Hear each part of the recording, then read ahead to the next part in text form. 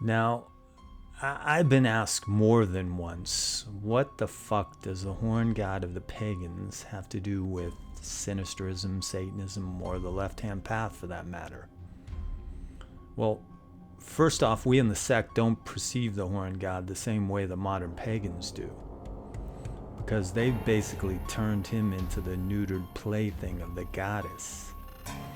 They've instilled in this deity today's moral values, or morality beat into the consciousness of the West by the Abrahamic faiths.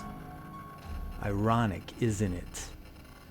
They go back in time and play the game of the ancients, but by the rules of the present, rules founded on Judeo-Christian values.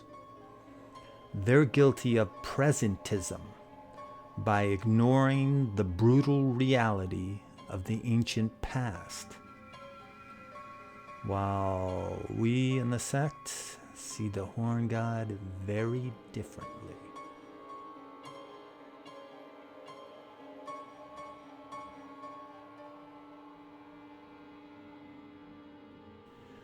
Now, to understand where we're coming from concerning the horn god and his connection to the left-hand path, I'll begin by giving a basic overview of sinisterism.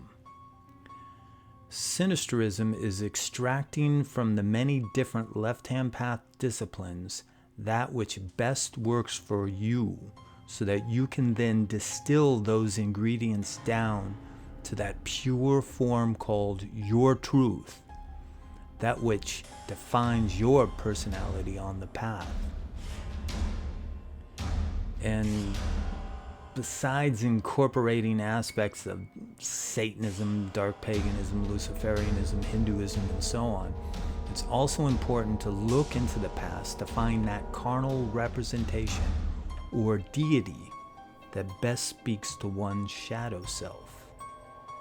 Now, in truth, if one were to research the ancient texts, they would discover that Satan, the most popular entity on the path, at least here in the West, originally had no distinct appearance. But over time he acquired one, because during the Middle Ages the church made him synonymous with the horn god of the old beliefs.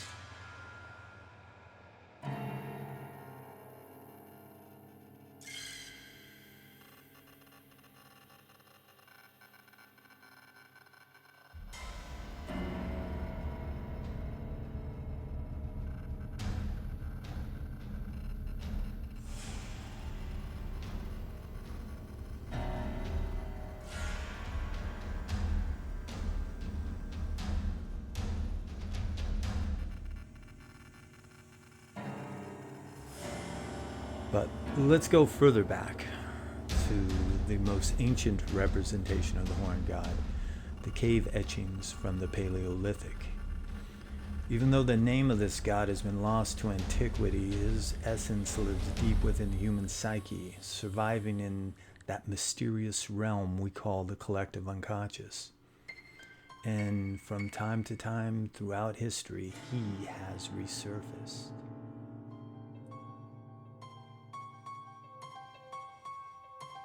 Now, the earliest known horn god we can put a name to was found in India. He is Pashupati. Pashupati is depicted as horned, seated in a lotus position, surrounded by animals, his arms pointing down toward the earth, the carnal. Now, as I've mentioned before, this is very similar to the image of Cernunnos we have from the 2,000-year-old Gundestrup cauldron. Cernunnos of the Celts and their priestly caste, the Druids, who were not the benign tree huggers most today would like to believe they were. But there's a 3,000-year-old gap between Pashupati and Cernunnos. Now, is this an example of racial memory, the collective unconscious, or do they both stem from a long-forgotten Indo-European horn god?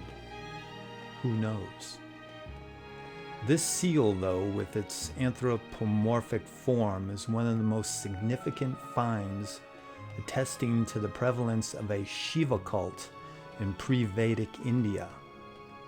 For Pashupati evolved into Shiva, Shiva the destroyer, Shiva the divine representation of the uncultivated, dangerous, and unpredictable aspects of nature. Shiva, the preeminent god of the left-hand path in Hindu traditions.